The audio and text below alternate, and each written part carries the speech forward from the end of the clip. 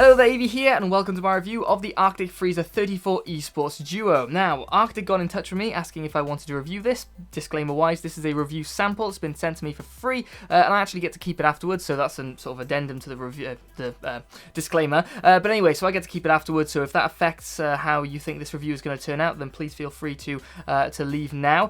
In terms of leaving now, but going to somewhere more important in the video perhaps, you can go to the video description and check out the timestamps. That'll allow you to jump to different parts that are more important to you: acoustic, subjective acoustic testing, thermal testing, or just general installation, that sort of thing. But anyway, Arctic asked me if I wanted to review this, and I said yes, specifically to the Freezer 34 eSports Duo, not like the CO 34 or Freezer 34 variant, that sort of stuff, because I wanted to test the performance between a dual fan and a single fan cooler. Now, I have done this testing previously with other fans on a Hyper 212 Evo, which is actually comparable in terms of size to this, but I just wanted to see what that was like nowadays with my new testing methodology. So feel free to jump to that part in the video if you fancy checking out the thermal testing. Apart from that, if you want to pick up this cooler from Amazon in particular, you can go to the Amazon affiliate links in the video description, and anything you purchase through that gives a small kickback to the channel, some sort of commission sort of thing, as it were. But actually, on that note, I was checking out the UK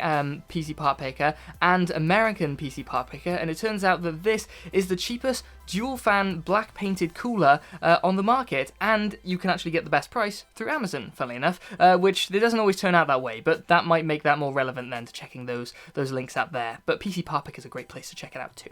But anyway, so apart from that, thanks for checking this out. I hope you enjoy the review, and if everything went well, the graphics card that you thought was there actually isn't there. It's actually over here. I don't have it plugged in. I've been doing some testing with some other stuff with regards to an editing PC I'm looking to build with some current hardware and some new hardware. So I want to see what Premiere Elements would be like without a graphics card. And it turns out it's really quite good. So anyway, apart from that, let's check out the review. See you then. I don't know why it's only an outro thing. Anyway. Okay, I don't like going over the box much, but sometimes there are some salient points that need to be clarified, and there are some really important ones to go over here. What I've been sent is the dual fan version of the Freezer 34 eSports cooler, but I'll be testing the single and dual fan operation to give you a ballpark understanding of the performance of the single fan version. The eSports Duo comes with a 10-year extended limited warranty, which sounds like an oxymoron to me, but this covers the basics of pretty much most standard warranties. Basically, if there's a fault that develops with a product during standard use, or if there's any fault on arrival, it's covered, as long as you don't try and fix it yourself. While we're here, we may as well take a quick glance at the spec table, specifically at the socket compatibility section, which shows this thing is basically compatible with all the current consumer sockets, minus the AMD sockets like AM2, AM3 and FM2. And last but by no means least are the claims of performance. Arctic appeared to test primarily with Prime 95 small FFTs with the fans at full speed, which is identical to one of my tests. And to their credit, they've included quite a lot of information. Here they've tested the 2700X, pitting this cooler against the Freezer 33 and Wraith Spire, neither of which I've tested. But on their website, they've got some more claims of performance, which I can test for later. From this list of coolers, I've tested the Mugen 5, and I've also tested the single fan version of the D15, the D15S. I've also tested the Dark Rock 4, but not the Pro version. We'll be able to use this information to see where the eSports Duo sits in comparison to these claims. Not absolute temperature, but relative to the claim performance of other coolers. Anyway, 300 words in and we're not even unboxing this cooler. Packaging wise, there was plenty of cardboard in the box to protect the cooler, and the unit as a whole seemed to be pretty well contained. In terms of dimensions, here's your height, width and depth, but it's the height that's most important with regard to case compatibility. At 157mm, it sizes right up against the D15S, Dark Rock 4 and Mugen 5 seen a second ago. Moving on to the accessories box, here we have the 3 sets of standoffs for the AM4, 1150 series and 2011 socket. We also have some thermal paste, nuts, screws, brackets and a plastic backplate with threaded inserts. Something that's missing though, and this is becoming more popular, is a paper manual, the missing of a paper manual. Instead we have an online manual, and there are some benefits to be had here. The major one I found was the ability to animate the instructions, which I found was pretty creative. Something else that is completely online now are audiobooks. Audible has the world's largest selection of audiobooks, audio dramas, and audio shows. If you've been interested in checking out how audiobooks work for you, you can get yourself a 30-day free trial with a free audiobook and support this channel at the same time using the free trial affiliate link in the video description. If you want to follow up with a membership, you can get 50% off the first 3 months using the discounted membership affiliate link in the video description too. Thanks for Audible for supporting the channel. Now onto the fans. We have two set up in a push-pull configuration. In terms of technical specs, the speed range is unusually wide, with a very low of 200 RPM and a respectable high of 2100 RPM.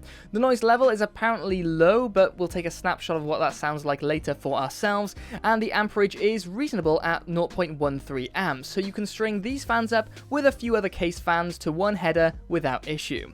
Something I found pretty unusual for some reason was the spokes of the fans, so I compared them with the spokes of the EK fans I regularly use, and while they don't seem to be that much thinner, they're still about half as thick as the EK fan spokes, which gives them a certain style, especially compared to the really wide fan blades.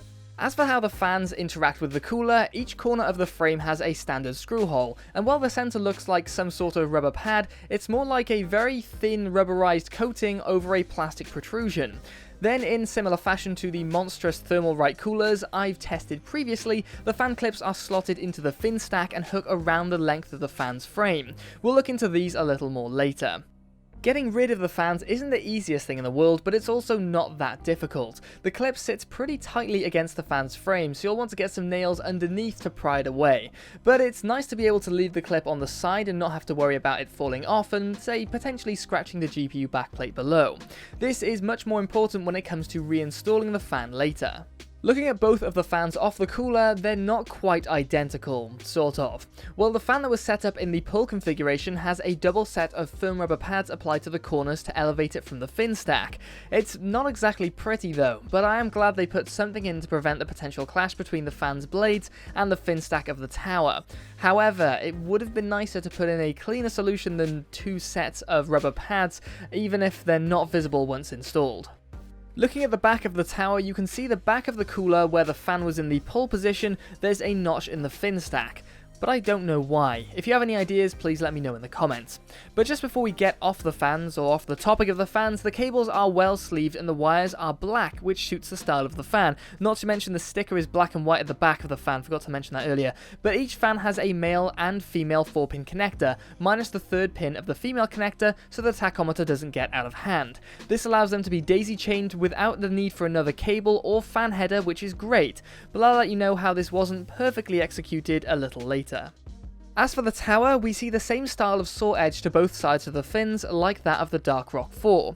Adding to that, I don't think the overall finish is really that far off of the Dark Rock 4, although there are some stylistic differences to the sides of the fin stacks that are folded, and there's no cap or plate to the top of the stack, which is likely something that helps bring the cost down. Something that's probably obvious at this point is that there are a total of 4 heat pipes that are evenly spread throughout the cooler. They lead down to the base plate, which is primarily aluminium, which is typical of nearly all coolers. Everything down here is coated in black paint to suit the rest of the cooler, but understandably there are angles that aren't quite covered, like right between the heat pipes. Now I don't think this is bad at all, and frankly I like the look of copper, but you really can't see this in reality unless you rip the fans off and focus in on it, so it's not a big deal if you don't like that look. On the flip side, the base plate is formed from the heat pipes fixed into the aluminium bracket, and it's all machined down as a whole. Overall, the machining marks are visible, but it's about average for a base plate that uses this kind of machining process, although I'd say it's a touch smoother than average on the whole. But something I thought that stood out more was the size of the base plate, so I broke out a couple of coolers to compare. So we have the L9i, Master Air Pro 3 and eSports Duo, and just so I don't have any comments about them being set up at different distances, I'm not sure what I'd gain by lying about this though, I thought I'd introduce some handycam footage into the mix. Sorry for the Master Air Pro 3 being lopsided, but what I'm finding interesting here is that the L9i on the left has a massive base plate with only 2 heat pipes, the Master Air Pro 3 in the center has a slightly smaller base plate with only 3 heat pipes, and the eSport Duo on the right has the most heat pipes, 4, and has the smallest base plate. So now we need to install this thing. Focusing on the base plate, all we need for the LJ1151 socket is one of the arms and a screw to each side. Then the back plate can be slotted through the holes of the motherboard and it holds itself in place well enough. Around the front, the back plate can be held in place with the correct standoffs. Just make sure you check the contents page and refer to the notches on the sides of the standoffs, which are pointed out on the image. I was initially concerned that the lack of a washer would result in the surface of the motherboard being damaged, which can straight up stop a system from booting. I've had that before. But the threaded spacers through the motherboard are deeper than the PCB, so that's not a risk to be concerned about. Now for the thermal paste. I'm using Arctic MX2, which is my control thermal paste, but I do my best to maintain fair test principles, so I'm not using the better MX4 paste that comes with this cooler. This cuts down on the variables when comparing it against other coolers later. Also, I'm using a ridiculous amount to ensure there are no issues with not enough coverage. Installing the tower, the top mount was a little difficult. The standoffs didn't quite turn out perfectly straight, and this was the third attempt of creating a clean shot. But when it's on, so the thumb screws can be added to the top to hold the cooler in place. Now, installing is half of the story, and frankly I find understanding if the cooler can be removed properly and easily, and how the thermal paste spread out is just as important. So removing the cooler first tells us there was way too much thermal paste, which is a good thing since that's what we were expecting. But a second look shows us the top corners and a touch of the bottom corners weren't quite covered. Looking over at the cooler's base plate shows us these corners were only being covered by the aluminium bracket and not the heat pipes, so this, along with these areas being far away from the heat producing part of the CPU, means that it has very minimal impact on performance. Back to the fans, specifically installing them this time. The fan needs to be aligned with the notches in the fins that form a guide, and the fan's clips can be pulled over and slotted into the screw hole of the fan. As long as the top is aligned and the fan is parallel with the tower, the bottom clip is really simple to push into place. I swapped positions so the lighting wasn't awful, but the offside fan placement was completely blind, which surprised me since I thought this would be way more difficult to work with than they actually are. Now, something I found a little off towards the back of the rear fan is the cable route. There's no real retention mechanism in place, so it can just fall out if there's no tension on the cable, or wire, whatever it counts as.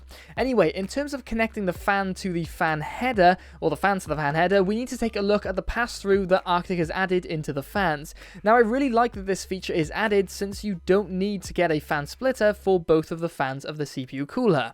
But since the first connector down the line from the fan is a male connector that needs to connect to the fan header, and the pass-through is a female connector which connects to the male connector of the other fan, then you have a small length of cable that isn't long enough to get behind the motherboard tray, and then you have two cables leading to the fan header on the motherboard. Yeah, I'm spending too much time on this, but I think this would have been much better if the connector types were swapped around and everything was hidden behind the motherboard tray. Simulating this with a fan cable extender means that all of the fans and the connectors can be sent directly behind the motherboard tray and looks, at least in my opinion, a lot cleaner. All that's left is to replace the RAM and get this thing started up, ready for some subjective acoustic testing and thermal testing. But it has to be said that this thing looks great, and at the time of writing, this is the cheapest Black Tower dual fan CPU cooler on the market, at least in the UK and US according to PC Part Picker. So anyway, how about that sound testing?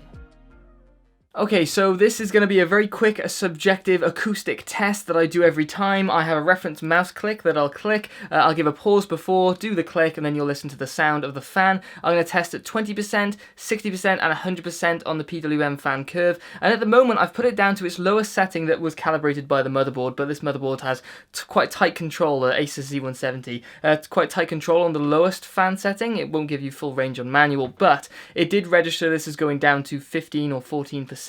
And right now it is spinning at 179 RPM, which if you're not into fans and stuff like that, that is extremely low. This does have some sort of fan or motor setup that allows it to go down to 5% on the PWM fan curve, or, you know, pulse or signal before it will absolutely cut out. So I mean, that's just unbelievably slow. So I'm going to ramp it up to 20%, but at 0 it's running at 180 RPM, which is just mind-bogglingly slow. And the one at the back is just, it looks like it's just ticking over. It's like you can see the motor sort of windings or notches or whatever it is, you know, the 4 notches you have when you have a sort of 2 coils, A and B, whatever. Anyway, so I'm going to crank it up to 20%, tell you what its speed is, then do the reference click and you can listen to it.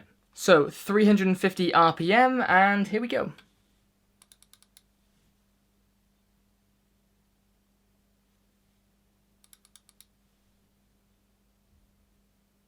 60%, 1250 RPM.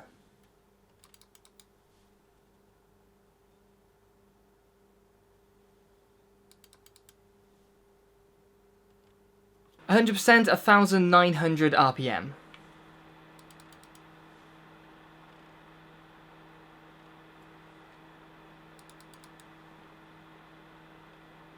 Or 1950 actually. Okay, so some basic first thoughts.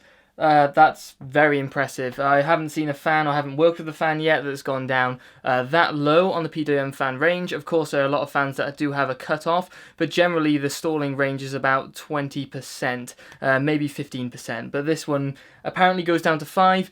It spins at the stupidly sub 200 RPM, which I think is really impressive, and it's great for if you're just browsing the internet and you don't need a lot of performance and you want to have it as silent as it can be. It's just, yeah, extremely impressive. So let's move on to doing some thermal testing. I'm going to try thermal testing actually with 2 fans, 1 fan and no fans, just for the fun of it.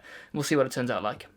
So on top of the dual fan testing, I tested it with a single fan in pull, and yes, in push. Last thing I need is a push-pull fan brigade after me for the lack of representation. I also tested with no fans because why not? It's at least worth doing to know what happens when there's no airflow through the heatsink or tower cooler, and I thought I'd go handycam on this again to reiterate there's no smoke and mirrors behind anything going on.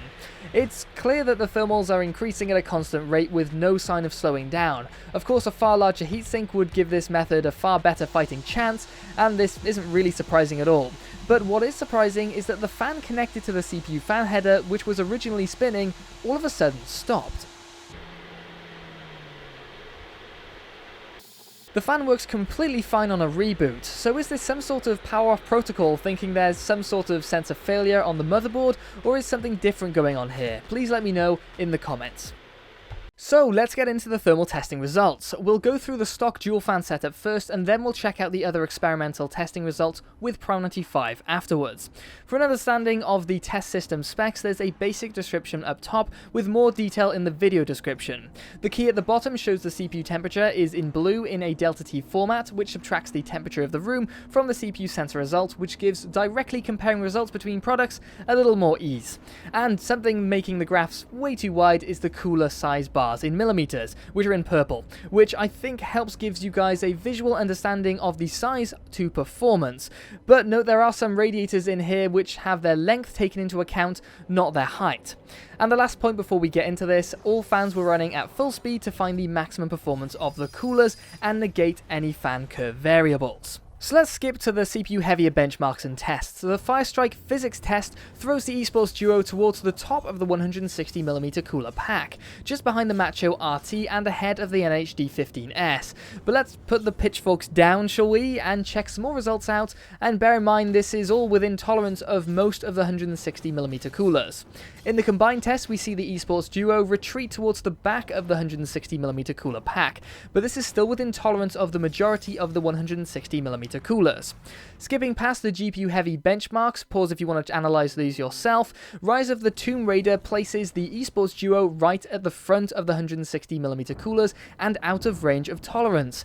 But please remain skeptical, this is a short test and speaks out more to the cooler's capability to efficiently shift heat away from the IHS rather than the maximum thermal load the cooler can deal with. A slightly longer benchmark in the form of Hitman sends the eSports Duo right into the middle of the 160mm coolers and back into the range of tolerance of most of them, which seems to be the takeaway of how this cooler performs. GTA 5 reiterates this point, but moving on to the real test of thermal capacity and all-round cooling performance, Prime 95. Here we see after 10 minutes of full load with the small FFTs test, the eSports Duo is towards the front of the 160mm cooler pack, which is rather telling of its potential performance. But the Noctua NHD15S has broken away from the air coolers and is starting a fight with the water cooling radiators. But the question is, how much was the addition of the fan of the eSports Duo helping its performance? Well, adding the push and pull configuration results shows the second fan was able to reduce thermals by about 3 degrees C delta T. Without the second fan, the eSports Duo would be right at the back of the 160mm cooler pack. Also notice how the difference between the push and pull was about 0.4 degrees Celsius delta T, which is well within tolerance. Note that this is specific to a symmetrical cooler design and not a case. Cases' cooling strategies vary wildly depending on their design. You can check out some of my reviews like the Metallic Gear Neo G Mini air cooling review to see what I mean by this.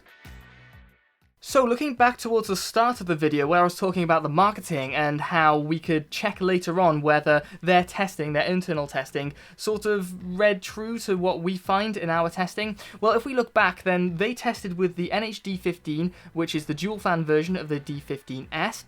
They tested with the Dark Rock 4 Pro, which is the slightly larger dual fan version of the Dark Rock 4, and they tested with the Cybermugen 5.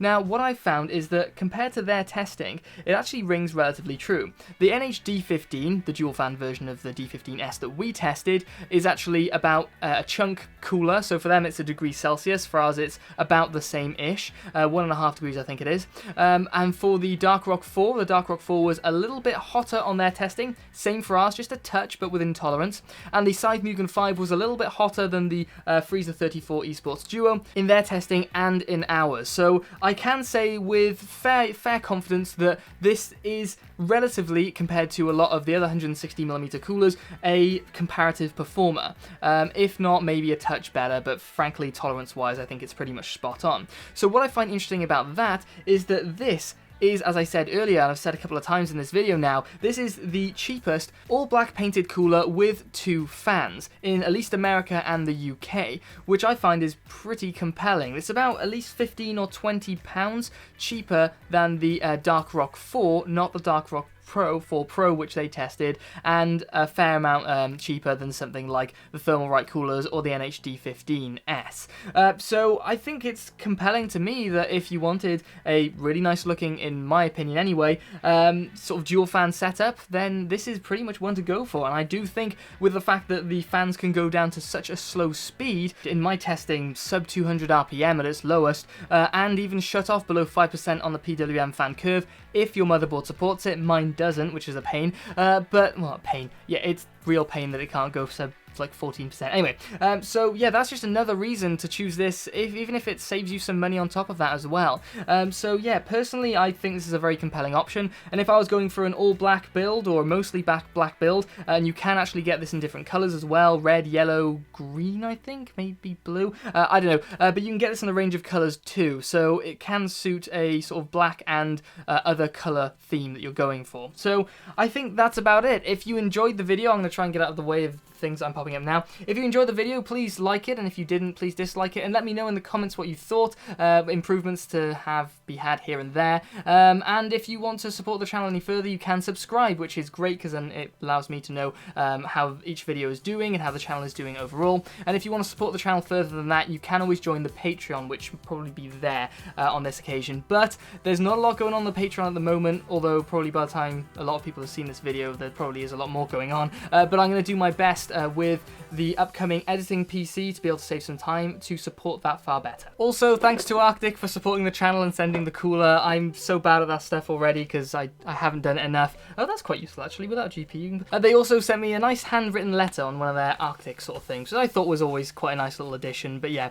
So thanks Arctic for supporting the channel, and that's about it. Just want to make sure that, you know, there was some recognition there, because I'm just bad at this stuff. I don't do it often enough with review samples and stuff.